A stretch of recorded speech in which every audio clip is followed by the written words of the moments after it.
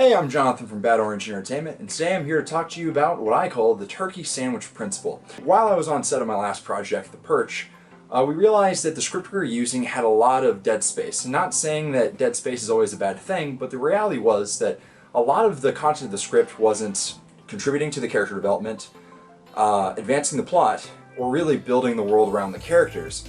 So while we were on set, and because a certain character was interacting with like a turkey roll, we decided to come up with the turkey sandwich principle, which is essentially a nicer way of Al Pacino's method of saying, "Don't waste my motherfucking time!" So today I'm here to guide you through, making a script that's a little bit tighter. And as, a young filmmaker, or when you're first out on projects, sometimes it really is hard to kind of come up with that baseline for the script that you're going for. The turkey sandwich principle has three major components. A, if it doesn't build characters, it doesn't advance the plot, and if it doesn't help build the world around the characters, then you need to cut it from your script. So an example is dialogue that goes nowhere. So for example, I love Quentin Tarantino films. I think that what his dialogue really does, even if it doesn't necessarily advance the plot or sometimes develop the characters, is that it really helps establish the world that he's already in. For example, Once Upon a Time in Hollywood is one of my favorite films of 2019. And I think that that film does have a lot of excess dialogue, and there's a lot of events that happen in the film that really don't contribute to the plot per se. For example, when Margot Robbie goes to the movies, or just the little moments of just being on set that are drawn out a little bit longer than they need to be, but that really helps you dive into the world of Hollywood, and therefore this would be a case of having that excess that kind of gives into a more positive light. The next thing that you don't want to have in your film are random events that occur with little or no impact to the narrative. So this is where I'm going to go ahead and bring in, a negative example. So for example, Transformers movies. We all love seeing explosions, they're fantastic, and I'm never going to complain, sitting down and watch Bay fireworks go off. But the reality is when you have 20 minutes and that's all that's there, and it doesn't advance the plot, build the world, or develop the characters, it starts getting stale. And the final, example that I like to use, that if you have this in your script or your screenplay or your final product, you should probably cut this. So if an event breaks the flow of the narrative, stop it.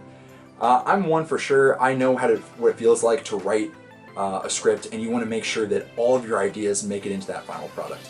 But the reality is it's really difficult to cram everything you want to in a script because sometimes it doesn't really allow the narrative to flow that well. So some of my favorite examples of really tight films are Edgar Wright movies. So Scott Pilgrim vs. the World and Baby Driver. Both of those films are edited at a breakneck pace.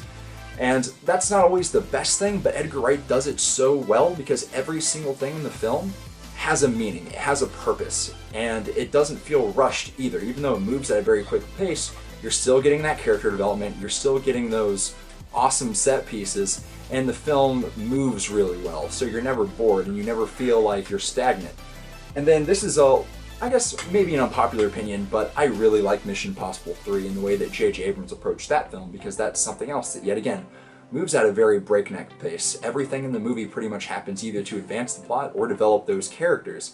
And the stressful situations that Ethan Hunt has put in that film really gets into the audience, and it helps you get into Ethan Hunt's mind, because he's always on the run throughout that entire film, and that's why it's one of my favorite of the entire franchise. So overall, the turkey sandwich principle is something that I think that every filmmaker should pick up, and it's a really easy guide, especially when you're building a story from the ground up, of how to shape your story in a way that it's going to be digestible for your audience without being really boring.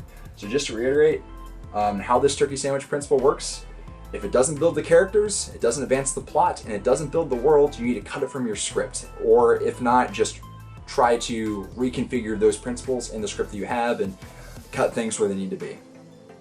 Well guys, I hope you enjoyed this video essay. This is something new that we're doing because as we've been working on various projects in Bad Orange Entertainment, I think it's really important to go ahead and just kind of give these little lessons that we've learned back to the community, so hopefully you guys can also learn and apply to your own projects as well. I'd also like to plug that we have our premiere of The Perch coming on August 27th at 8 p.m. You can buy tickets on that on eventbrite.com. There's a link to that in the website, also in the description. If you like these videos and you want to see more, please let us know. Let us know how you thought. Please hit that subscribe button if you can.